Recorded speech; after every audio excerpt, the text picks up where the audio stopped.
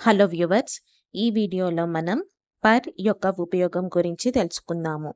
Per అంటే మీద, పై అని అర్థాలు వస్తాయి. మై ప్లస్ పర్ అంటే ముझ పర్, నాపై, నా మీద. తూ ప్లస్ పర్ అంటే తుझ పర్, నీపై, నీ మీద. తుమ్ ప్లస్ పర్ అంటే తుझ పర్, మీపై, మీ మీద.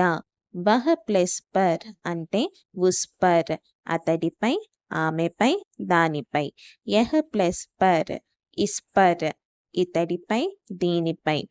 వే ప్లస్ పర్ అంటే ఉన్ పర్, వారిపై, వాటిపై.